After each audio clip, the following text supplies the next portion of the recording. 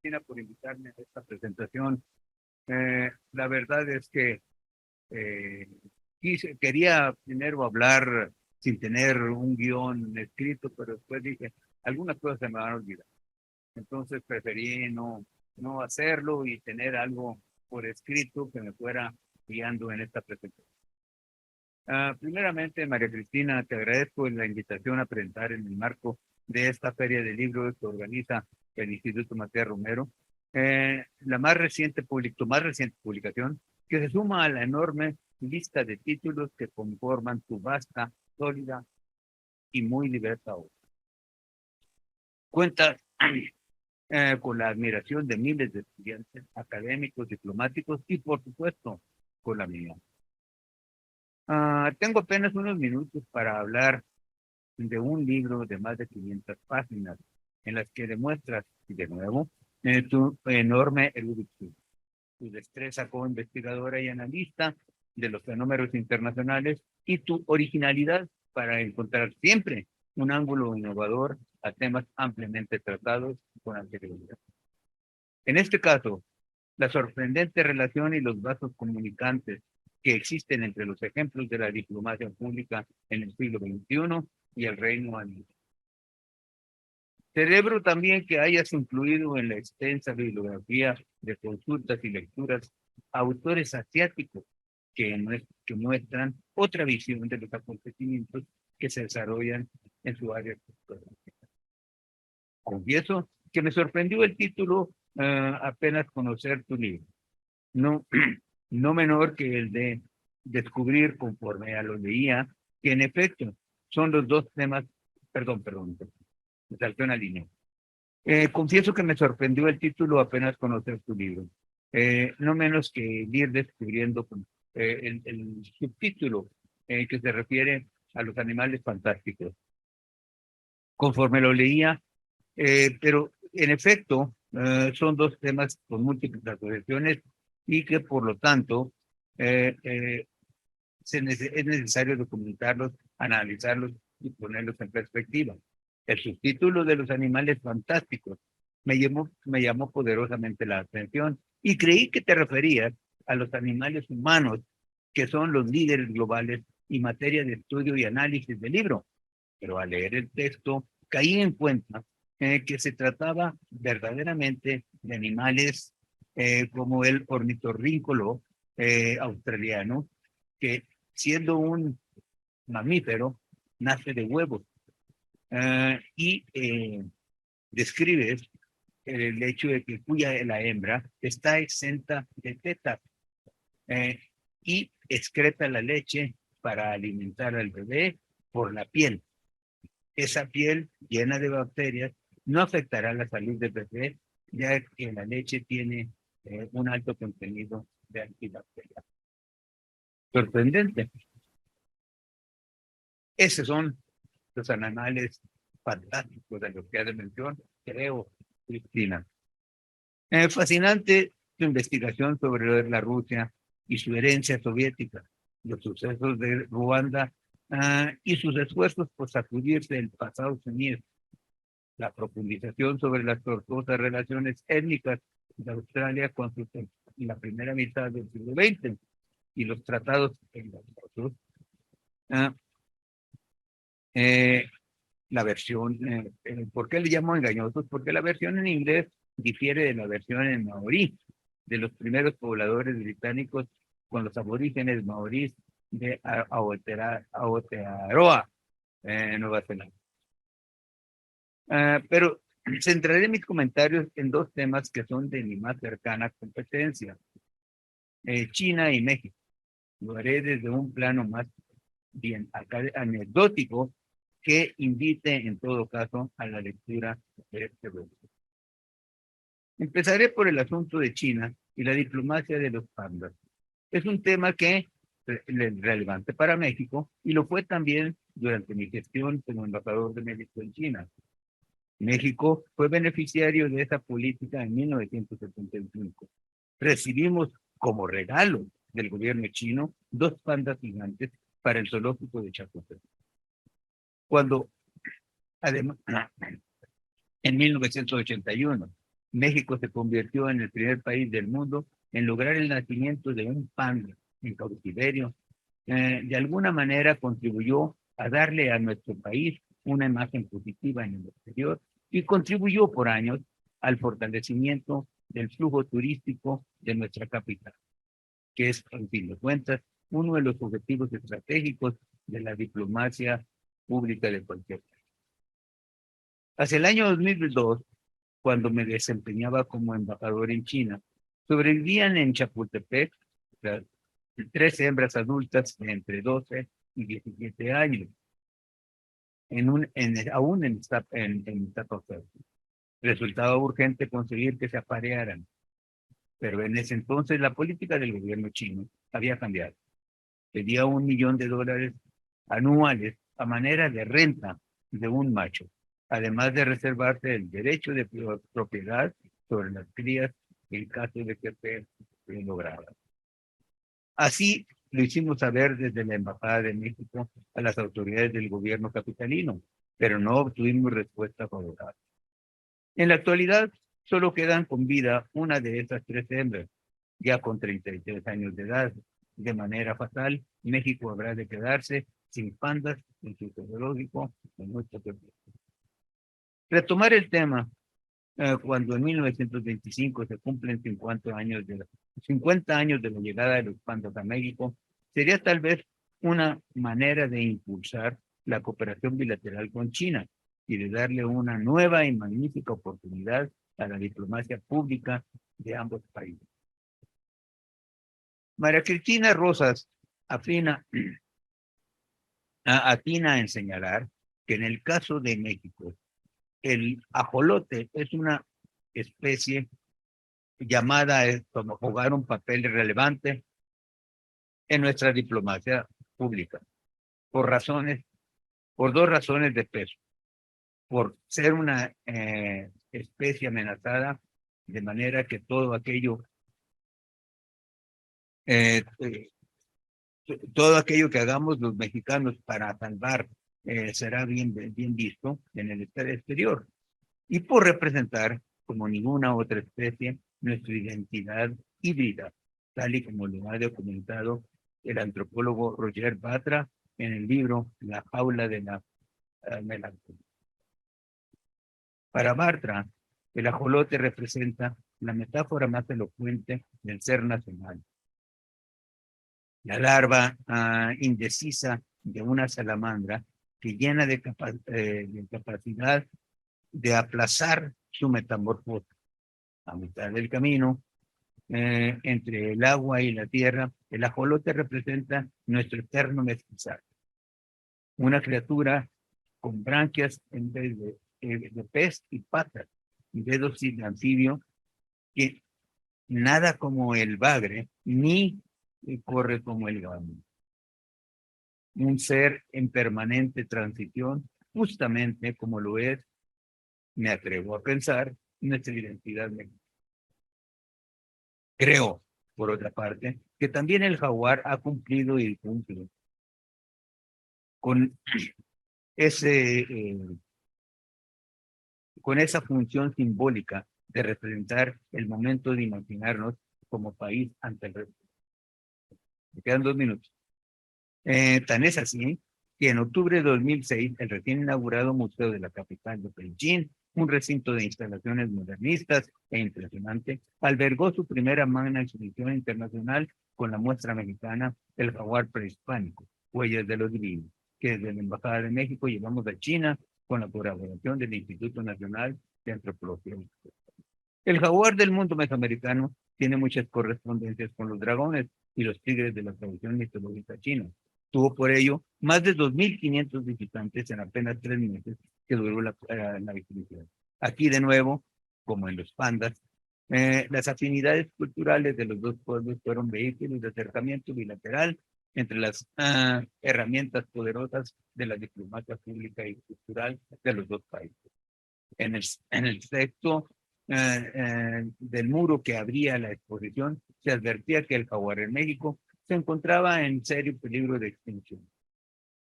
Las estimaciones de entonces señalaban que quedaban menos de 2.000 ejemplares en todo el país, 2 décadas después, sabemos que la población del jaguar se ha superado parcialmente y al menos se ha duplicado.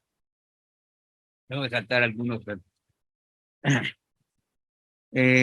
Precisamente un reporte del 2016 publicado por The Economist situaba a México en el penúltimo lugar de una lista de 40 naciones en un índice que medía la efectividad del llamado poder soft, es decir, las herramientas combinadas de la diplomacia cultural y de la diplomacia pública y de la cooperación internacional.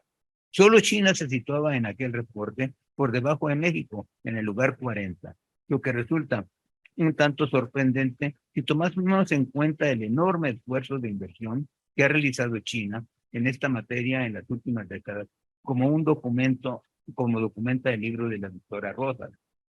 A partir de su creación en 1904, el Instituto Confucio de China se convirtió en el más rápido de expansión internacional entre los países que poseen instituciones internacionales para difundir su lengua y su cultura. En la actualidad cuenta con más de 500 sedes en más de 100 países. Bueno, se me acabó el tiempo. Uno de estos estudios en el que encabeza el doctor César Villanueva, lo que quiero dejar de mencionar, que menciona en tu libro, desde la Universidad Iberoamericana, a la fecha han elaborado 2 informes que abarcan un periodo de 12 años, gracias a los cuales contamos ahora con datos duros, actuales, verificables y coorganizados en un modelo complejo de medición para saber con precisión cómo nos perciben en el resto del mundo. Estos 2 informes revelan claroscuros, retos, pero también áreas de oportunidad. Revelan que en el mundo nos perciben como un país democrático y emergente y que en lo económico da señas inequívocas de crecimiento. Tales son las principales coordenadas sobre las que se traza el mapa actual de la identidad de México en el mundo. El libro de la doctora Rosa nos ayuda a recordar que los ciudadanos globales estamos expuestos a información, bienes de consumo y manifestaciones culturales de toda índole con la mayor rapidez, intensidad y dinamismo en toda la historia de la humanidad. También nos recuerda que el reto ambiental en la era del antropoceno y la protección del reino animal es uno de los grandes desafíos globales. Y que en este sentido la manera en que los países actúan para ser relevantes a través de acciones sustantivas de diplomacia pública se ha convertido en un espejo central de la agenda internacional. Me parece entonces que en materia de diplomacia pública, México y China tenemos retos similares en el presente y en un futuro próximo. Pandas, jaguares, ajolotes y, por supuesto, el nuevo libro de María Cristina Rosas y una buena dosis de imaginación e improvisación por parte de ambos gobiernos pueden contribuir a esta tarea. Muchas gracias. Muchas gracias, embajador. Vamos a seguir con la presentación del libro. Ahora le voy a ceder la palabra a Lorenzo Lazo Magain. Él es director general de Alemán Velasco y Asociados y es licenciado en Economía por el Instituto Tecnológico Autónomo de México. Realizó estudios en la Universidad de Colorado, la Universidad del Sur de California, el Instituto del Petróleo en Londres, el Instituto Politécnico Nacional y el Tecnológico de Monterrey. Actualmente, ya lo mencioné, es director general de Alemán Velasco y ha sido conferencista en México, Gran Bretaña, Estados Unidos, Canadá, Suiza y Bélgica. Fue profesor de la Universidad Iberoamericana y en el ITAM, y entre otros cargos, trabajó en el Banco de México, en la Presidencia de la República, fue consejero en la Embajada de México en Londres.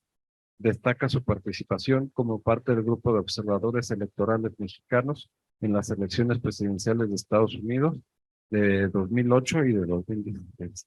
Adelante.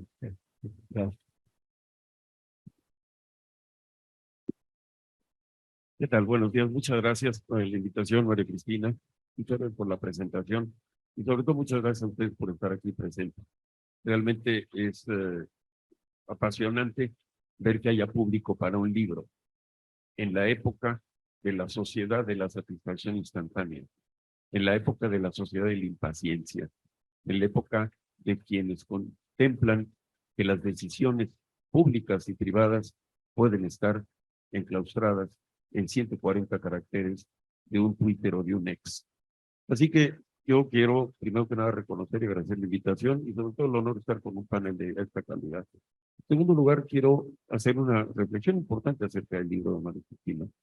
Son, como se dijo, más de 500 páginas, pero es una compilación de un trabajo que yo veo que hay varios libros dentro del libro. Una parte del libro para los investigadores y analistas que es muy importante es la recopilación bibliográfica, hemerográfica y de fuentes digitales. Son más de 700, 800 en más de 50 páginas de bibliografía que al acucioso lector que tienen ustedes enfrente, pues le llama la atención la identificación de las fuentes, su trabajo, su cita metodológica, que es muy acuciosa y muy riguroso por parte de la autora. Y tenemos entonces 451 páginas de análisis de una forma de pensar que busca ver de una manera distinta las relaciones internacionales en un fenómeno actual de alta disrupción. Y en este proceso, pues no es menor el tomar en cuenta que un libro es un instrumento de trabajo, es un compañero de vida, es una fuente de inspiración. Borges decía que un libro mientras no se abre no tiene vida, ¿no? Y que en el momento que se abre, comparte la vida con el lector y para cada lector la lectura es distinta. Y para el mismo lector, la misma lectura en distintos momentos de la vida nos revela distintas cosas. Así que yo no les puedo decir otra cosa que cuando tengan tiempo lean y cuando no tengan tiempo dejen de estar chateando y pónganse a leer. Decía mi embajador en Londres, José Juan Bioyoki, a quien le agradezco mucho una parte de mi entrenamiento profesional sobre la marcha, que hay dos momentos en la vida, los momentos para leer y los momentos para haber leído. Quiere decir que lo que se leyó tiene que ser una parte importante de las decisiones que tomó en la vida. Así que no puedo hacer más cosas que recomendarles este libro. Tiene, como se ha dicho, una fenomenología de análisis muy interesante porque busca determinar las fases suaves de presencia pública de las naciones en un escenario internacional que está competido y compartido con actores privados, con fenómenos comerciales competitivos a nivel mundial, con organismos no gubernamentales que tienen una voz en el escenario internacional, que reclaman, rechazan y ponen en tela de juicio las decisiones de los gobiernos o en el tema ambiental, como es el caso de esta chica Greta Thunberg. El libro toma países, en mi opinión, dos de ellos que comparten quizá la mayor masa terrestre de Eurasia, Rusia y China. Con una frontera interminable, estos dos países, en su historia milenaria, nunca han tenido un sistema de gobierno republicano democrático. Han pasado de autocracias monárquicas a sistemas de control de malentendida ideología de la dictadura y proletariado, en donde la Unión Soviética y la China de Mao se quedaron con la dictadura y sometieron al proletariado. Pero ambos países han cambiado, y han cambiado en economías de capitalismo de Estado. Y aquí viene la gran pregunta: ¿qué sistema de gobierno es más respetuoso del medio ambiente? ¿Qué sistema de gobierno le da más derechos al ciudadano y protege más el entorno del ecosistema global? Y aquí es donde está realmente la parte de este choque de confrontación de ideologías con formas de vida que está en la agenda internacional hoy, en la Asamblea General de las Naciones Unidas, en el debate de la Agenda 2030, en donde uno de los puntos fundamentales es la conservación del medio ambiente, de todo el proceso del ecosistema global, que no tiene fronteras, no tiene ideologías y no tiene, por supuesto, una cabeza única.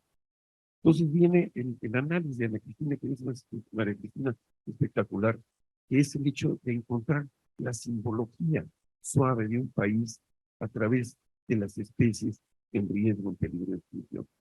El panda, el koala, el ajolote, etcétera, son elementos que los países utilizan para dar a conocer esta faceta de empatía global con el medio ambiente, pero sobre todo también de responsabilidad con el daño que el periodo de vida de la revolución industrial está generando. Se nos dice, estamos en el fin de la historia. No, estamos en el fin de la historia capitaneada por la mente humana, donde la inteligencia artificial puede quizá empezar a capitanear las decisiones colectivas y seamos entonces, cuidado, esclavos del algoritmo, que nos deja ver o nos deja encontrar en el laberinto digital lo que el algoritmo quiere. Así que, en ese sentido, la búsqueda de la libertad de la conciencia que se logra a través de esta lectura nos dice que hay una valiosísima forma de monografía de estos países que están en su lucha de preservación ambiental, cada uno con su sistema político, su sistema de liderazgo. México no es la excepción. Y viene entonces también la reflexión de que si este libro no solamente es una gran recopilación para el estudioso acerca de las historias de estos países, que la verdad el trabajo de María Cristina en la síntesis histórica de la evolución de los países es valiosísima, y crítica hay en algunas páginas, en el caso de México, dentro de las especies en peligro de extinción, lo digo con gran respeto y con algo de ironía, se brinca el problema de la muerte de un candidato político. Y esto nos lleva al tema de la violencia como amenaza a una especie, en este caso la raza humana. Y tenemos entonces también la búsqueda de los liderazgos, y yo habría también de definir la ausencia de México en su liderazgo nacional en los principales escenarios globales. El G20, el nuevo grupo, el 77, del que ya habíamos salido y que no sé si queremos volver a ser un país en vías de desarrollo y de regreso. El tema de la COP como tema fundamental de acuerdos globales y otros elementos de ausencia presidencial como la propia Asamblea General de Naciones Unidas. Él le ha dejado a los externos exteriores esta responsabilidad y ha funcionado en este sexenio la promoción turística, que en el libro de María Cristina queda muy claramente la parte de difusión, la marca México como tal. Termino con una reflexión. La vida animal es inherente a la raza humana, es inherente a la razón de ser del ser humano como responsable de su entorno. Desde el Génesis en la Biblia hasta la mitología prehispánica, los animales son parte fundamental de la creencia sobrenatural del ser humano. Por lo tanto, su respeto, su cuidado, y en el caso muy importante de la simbología del ajolote, nos dice no solamente el problema de la defensa de esta especie, sino de su entorno, el agua como elemento fundamental de vida. Y es importante que todas las sociedades compartan la responsabilidad de cuidado de las especies animales o de una mascota. Cuando se tiene en el hogar una mascota, se está educando a las nuevas generaciones a la responsabilidad de la gente, a ponerse en el lugar de los que no tienen las mismas características.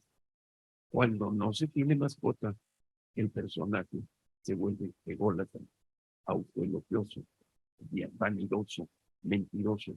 Y este es el caso tipificado de quien nunca tuvo una mascota que se llama Donald Trump. Le agradezco, María Cristina, su invitación. Muchas gracias.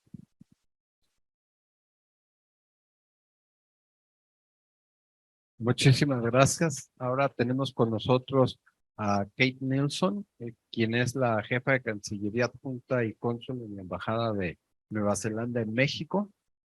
Tiene experiencia en política comercial, derecho internacional, derecho marítimo, pesquerías internacionales y contraterrorismo.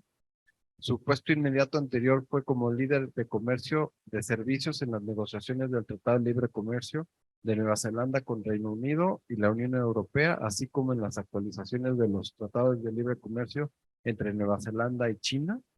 Antes de ello fue primera secretaria y asesora jurídica en la misión permanente de Nueva Zelanda en las Naciones Unidas, en Nueva York, en donde representó a su país en una variedad de asuntos frente al Consejo de Seguridad y la Asamblea General. Y tiene una maestría en Derecho Internacional Público de la Universidad de Leiden en Países Bajos y está autorizada para ejercer la abogacía en Nueva Zelanda por la Corte Suprema de este país. Adelante. Muchas gracias. Buenas tardes. En primer lugar, muchas gracias, María Cristina, por la amable invitación. Gracias también al Instituto Matías Romero por recibirnos. Es además un gusto poder compartirles algunas perspectivas y razonamientos detrás del especial lugar de nicho que Aotearoa Nueva Zelanda ha construido para su soft power en el escenario mundial. Para ello, partiré de la importancia de nuestros símbolos, que de manera tan efectiva como se describe en el libro, han dado a mi país la oportunidad de colocar su cultura, valores e instituciones que nos caracterizan. Estos han ayudado a dar a un país pequeño de solo 5 millones de personas un impacto desproporcionado en el escenario mundial. Uno de los más fundamentales es el pájaro kiwi. Está aquí. Un ave extrañable originaria de Aotearoa. Representa la vida salvaje y el papel protagónico que la naturaleza tiene en nuestra sociedad, pero también al espíritu amistoso, realista e ingenioso de Nueva Zelanda, lo cual genera una impresión duradera en aquellas otras personas y naciones con las que interactuamos. Otro símbolo que refleja la esencia de nuestro país y que ha fungido como una herramienta prioritaria de diplomacia pública a lo largo de nuestra historia es el de nuestros icónicos All Blacks, el equipo masculino de rugby y uno de los equipos deportivos más exitosos. Antes de cada partido, los All Blacks ejecutan la haka, una danza de guerra tradicional maori que personifica el patrimonio cultural kiwi mediante su pasión por el rugby. Este momento tan poderoso al inicio de un juego suele capturar la atención de audiencias en todo el mundo y transmitir la identidad única de Aotearoa. La dedicación del equipo al espíritu deportivo fomenta una imagen positiva y auténtica de Nueva Zelanda, lo que convierte a los All Blacks en auténticos embajadores de la cultura y los valores kiwis. Hablando de los All Blacks, otro de nuestros símbolos más importantes está ligado íntimamente a ellos en el imaginario colectivo, aunque no es exclusivo de su imagen pública. Me refiero, por supuesto, al Silverfern, el helecho plateado. Este es un emblema arraigado profundamente en la identidad de Nueva Zelanda. Lo encuentras en documentos gubernamentales, uniformes e insignias militares. Representa 3 características asociadas necesariamente con nuestra historia y formación como nación: la resiliencia, la adaptabilidad y la fuerza. Lo que es aún más interesante del caso neozelandés es la fluida transición entre estos símbolos y la manera en la que construimos y mantenemos nuestras relaciones con otros países. En el ámbito de disposiciones multilaterales, la diplomacia de Aotearoa se caracteriza por su capacidad de negociación, buena fe y firmeza con las causas que impulsa de forma prioritaria en distintas regiones. Tenemos campañas masivas de diplomacia pública en torno a la igualdad de género. Estas visibilizan en parte nuestros logros históricos, tal como haber sido el primer país que reconoció el sufragio femenino. Esta estrategia va de la mano de nuestra defensa de los derechos de las mujeres en foros globales y de la implementación consistente de una política exterior con perspectiva de género. Este mismo compromiso con la igualdad de género nos llevó a ser coanfitriones en junio y julio de este año de la Copa Mundial Femenina de la FIFA y a visibilizar conversaciones necesarias alrededor de la participación de las mujeres en el deporte.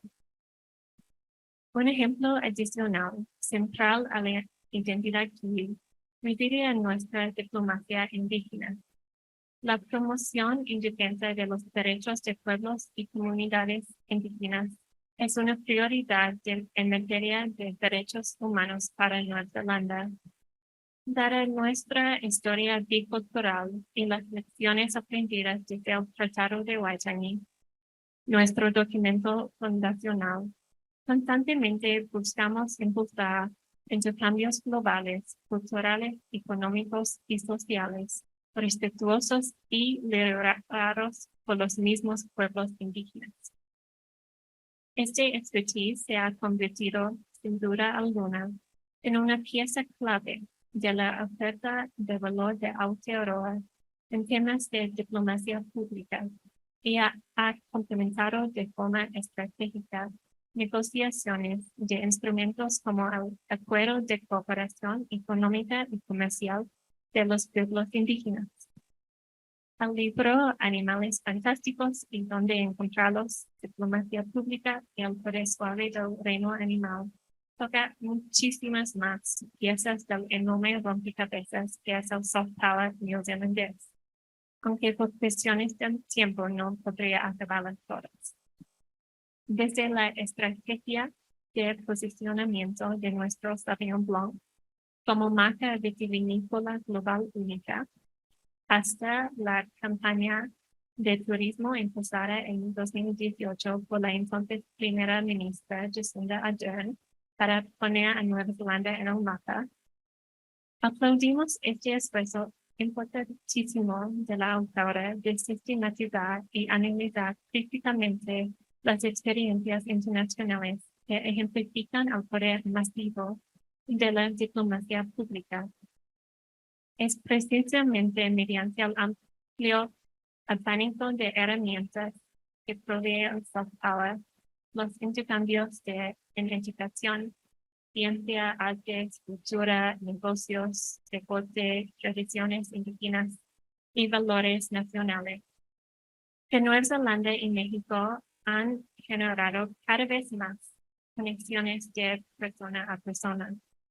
Estos vínculos, independientemente de las relaciones políticas y económicas formales, son frecuentemente los que contribuyen a consolidar el amistoso lazo entre nuestras naciones y a identificar que, a pesar de la distancia geográfica, nuestros pueblos tienen una cercanía extraordinaria en la forma de abordar las complejidades y visualizar el mundo.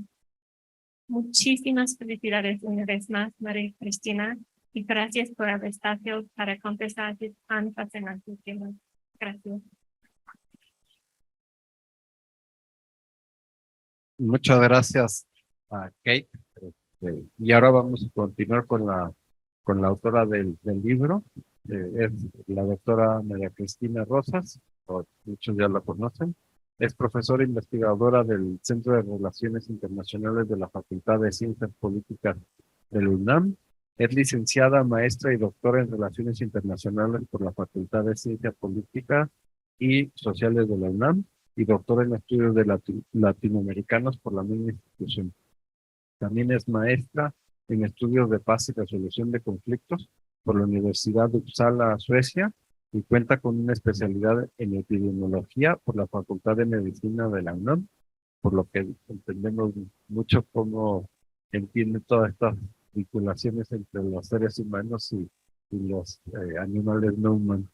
Actualmente preside el Centro de Análisis e Investigación sobre la Paz, Seguridad y Desarrollo, Olof Palme, y ha fungido como consultora del gobierno mexicano, del sector privado, de organismos internacionales en temas de economía y política global, y es autora de numerosos libros sobre las relaciones económicas y políticas internacionales.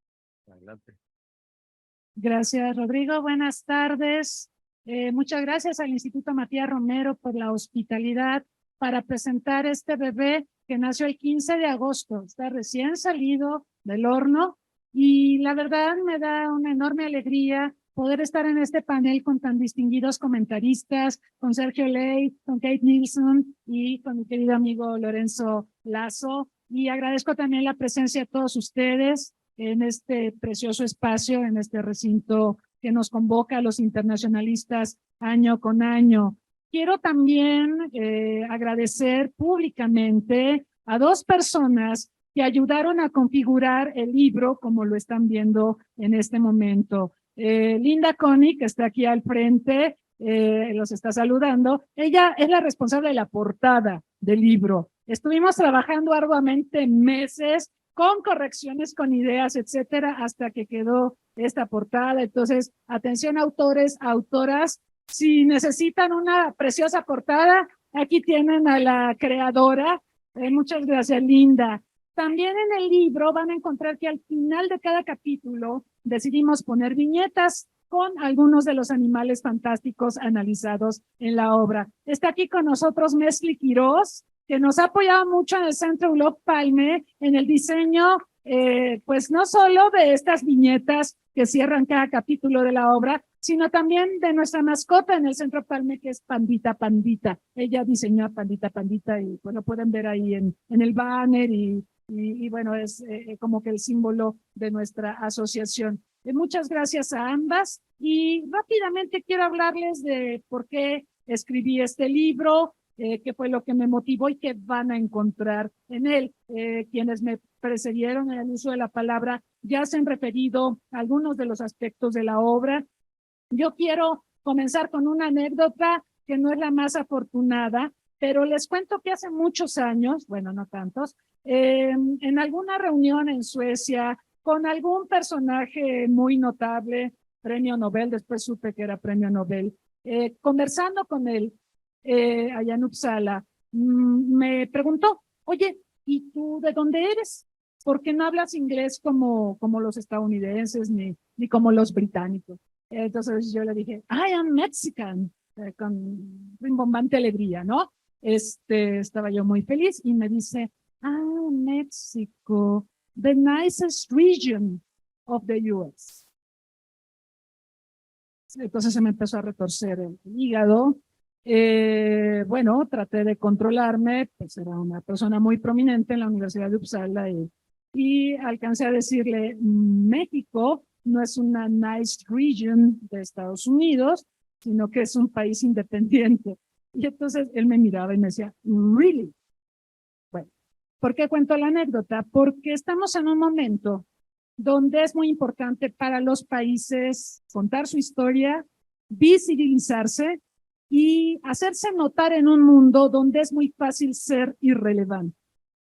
Este libro, Diplomacia Pública y el Poder Suave del Reino Animal, precisamente es un recuento de cómo ha cambiado la diplomacia pública, que como sabemos es una forma en que los estados, pero ahora no solo ellos, también las celebridades, las empresas, todos ellos hacen diplomacia pública para venderse.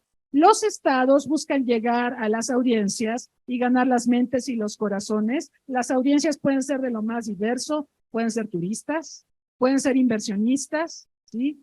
Las audiencias son sumamente variadas y bueno, la idea es presentar a un país y con la narrativa del país para posicionarse en la agenda internacional. Pensando en las agendas que, por ejemplo, se manejan en los Objetivos de Desarrollo Sostenible y otras más, me quedé pensando en que una agenda que nos puede unificar a nivel global, aunque hay detractores, sí, hay negacionistas, es la agenda ambiental. Saben que hay negacionistas, por supuesto, del calentamiento global y todo esto, ya se mencionó aquí al señor Trump, no es el único. Hay gente que dice que es un mito el calentamiento global, que es uno de varios componentes de la agenda ambiental. A lo que voy es a que el tema ambiental es un tema que nos preocupa a todos, porque si la biosfera, el planeta en el que nos encontramos, colapsa, prácticamente todo perdería sentido. Entonces, los países han encontrado que la agenda ambiental es una buena manera de posicionarse en el mundo y esto se puede hacer a través de especies icónicas como las que ya se han mencionado por parte de los expositores que me antecedieron en el uso de la palabra. En el libro, ustedes van a encontrar un análisis sobre la evolución de la diplomacia pública, sobre el branding, que tiene que ver mucho también con la privatización de las relaciones internacionales.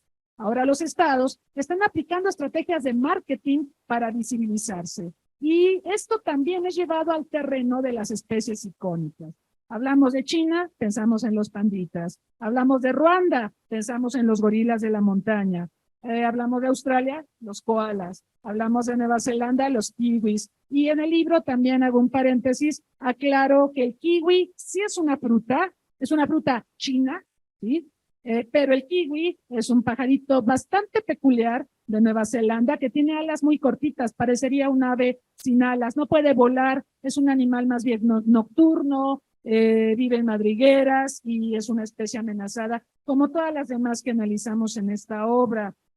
Cuando hablamos de México pensamos en muchas especies icónicas, desde el águila real, el lobo gris, el teporingo, este conejito que nos cabe en la palma de la mano y que cada vez es más difícil encontrar. Pero, por supuesto, tenemos al ajolote, este interesante ejemplar del que existen varias especies. De hecho, el ajolote existe en toda América del Norte, en Canadá, Estados Unidos y México, pero el que está en los ajolopesos, el de los 50 pesos, es el ajolote de Xochimilco. Y este ajolotito de Xochimilco, pues se encuentra también amenazado, se encuentra en peligro.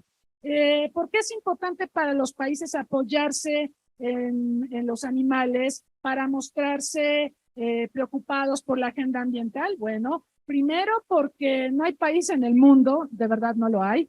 Si alguien conoce alguno, por favor, dígalo en este momento, que cuide al 100% la agenda ambiental. Todos los países del planeta tenemos algún problema ambiental. Entonces, la diplomacia que se basa, la nueva diplomacia pública que se basa en adoptar a un animal emblemático como imagen del país, posibilita que el país resuelva varios problemas, que se vea preocupado por lo ambiental, que se vea preocupado por la conservación de especies y, por supuesto, que genere una opinión pública favorable a este país. China, por ejemplo, es un país que por muchas razones, entre ellas la medicina tradicional, trafica una serie de especies, muchas de ellas amenazadas. Sin embargo, al presentar al panda como tesoro nacional, mejora sensiblemente su imagen internacional. Australia es un país que ustedes saben, es uno de los grandes productores de carbón a nivel mundial. Se ha resistido a adoptar las convenciones sobre calentamiento global precisamente por las presiones de los industriales del carbón. Sin embargo, a través de la diplomacia del koala, Australia puede presentarse ante el mundo como preocupado por la supervivencia de esta especie, que por cierto lo está pasando muy mal con tantos incendios, ¿verdad? Como hemos visto en diversas imágenes. Ruanda. Cuando hablamos de Ruanda, pensamos en que el genocidio, ¿cierto? O sea, no hay momento en que digamos Ruanda y no pensemos en esa ese fatídico escenario entre abril y junio de 1994, cuando 1 millón de ruandeses murieron en el genocidio. El presidente Paul Kagame, que fue el que llegó al poder después del genocidio, Tutsi, por cierto, ha desarrollado una política de reconciliación nacional y de posicionamiento del país. Ha hecho muchas cosas. Por ejemplo, Ruanda paga publicidad para visitar Ruanda. Hay una estrategia de imagen pública de Ruanda, Visit Ruanda, que se coloca en equipos como el Paris Saint-Germain o el Arsenal. O sea, un país pobre como Ruanda paga millones de dólares para aparecer en las playeras de los jugadores de estos clubes. Pero también algo que hace Paul Kagame es diplomacia del gorila de la montaña, presentando a esta especie como una especie que la gente debería conocer. Hay paquetes turísticos para que ustedes vayan a las montañas de Ruanda, cuesta $1,500 la hora. Junten su dinero los que quieran hacerlo. Y pueden visitar a los gorilas. Ahora, obviamente, como sabemos que el 96% del código genético de los gorilas es idéntico al humano, entonces ya no nos dejan acercarnos ni tocarlos porque nuestras enfermedades las podríamos transmitir a ellos, ¿no? Entonces, pueden visitar a los gorilas y de esta manera Ruanda se crea una imagen de un país ambientalmente responsable, deja atrás la imagen de un país barbárico, de genocidio, y así como esto vamos a encontrar en el libro varios casos de naciones que emplean a la imagen de animales para posicionarse como ambientalmente amigables, como amistosos y preocupados por lo que sucede con el ambiente. Efectivamente, como lo comentaron aquí, con esto me acerco al cierre de mi presentación, hay un capítulo bastante largo dedicado a la imagen pública de Vladimir Putin. Vladimir Putin se ha presentado ante el mundo como amante de los animales. Y en el capítulo respectivo lo van a encontrar abrazando, acariciando pollitos, koalas, caballos, cabras, tigres de Bengala, tigre siberiano, etcétera, etcétera, etcétera. Él ama a los perros también. Fíjense que en el libro hablamos de los países que son cat lovers y dog lovers. Rusia es un país de cat lovers, ama más a los gatos. Por cierto, México es más dog lover, ¿sí?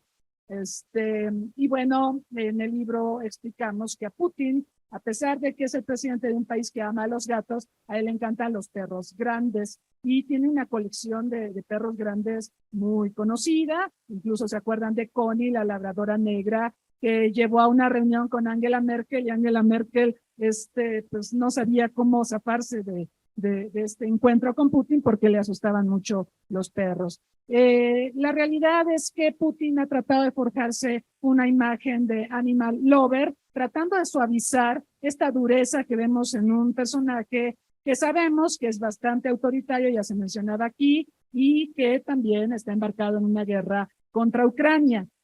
Habrá quien diga, bueno, si a este hombre le gustan tanto los perritos y los delfines y los pollitos, seguramente no es tan malo, ¿verdad?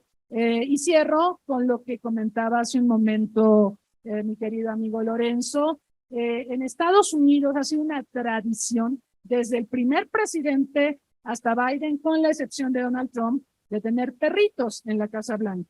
Todos, salvo Donald Trump, han tenido perritos en la Casa Blanca, porque desde que Estados Unidos fue fundado, se entendió que los animales, en este caso los perros, tienen la imagen, tienen la contribución de suavizar la imagen de los líderes políticos. Y cuando se desarrolló la contienda electoral en 2020 en Estados Unidos, Biden y los demócratas basaron las precampañas y campañas básicamente con el lema: traigamos de vuelta perros a la Casa Blanca.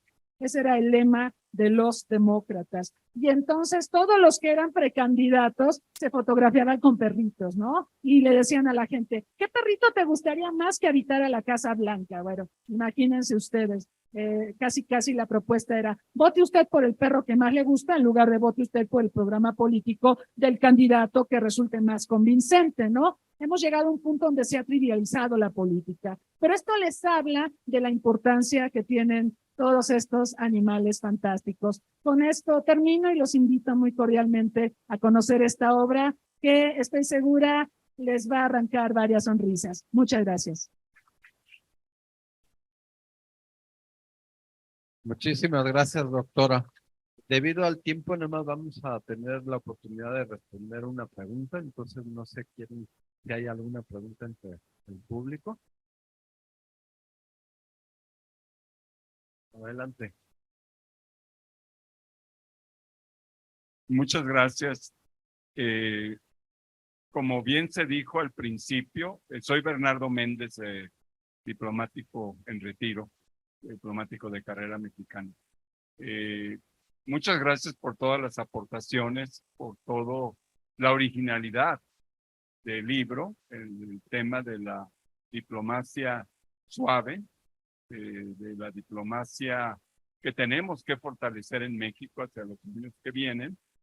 Me gustaría saber, además del ajolote y además del peligro del jaguar, si hay otros animales que pudieran ser ejemplo de bandera para esta diplomacia suave. Doctora, gracias.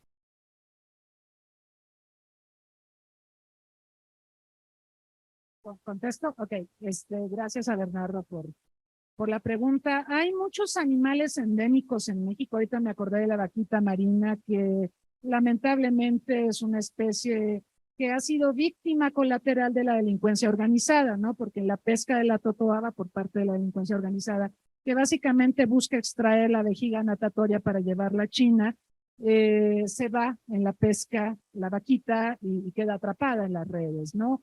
Sí, hay muchas especies endémicas, pero el quid del libro es que no importa la especie a la que le demos toda la atención, como pasa con China con el panda, como pasa en Australia con el koala o como pasa ahora con el ajolote mexicano, ¿sí?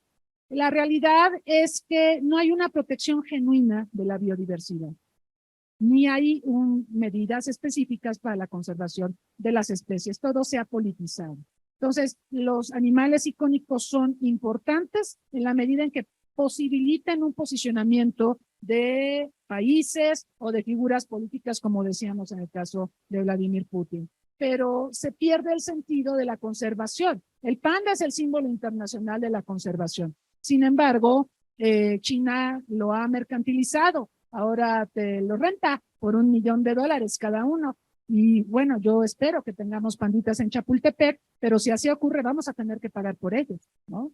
Entonces se ha mercantilizado. Yo creo que pues sí nos falta mucha conciencia ambiental, mucha educación ambiental. Y hay otro tema, y con esto terminaría por el tema del tiempo también, que es el hecho de que en temas de supervivencia de especies amenazadas, el énfasis ha estado puesto en especies que están fuera de las zonas intertropicales. Por ejemplo, el oso blanco, por ejemplo, las foquitas de Canadá, y el grueso de la biodiversidad en el mundo no está ahí.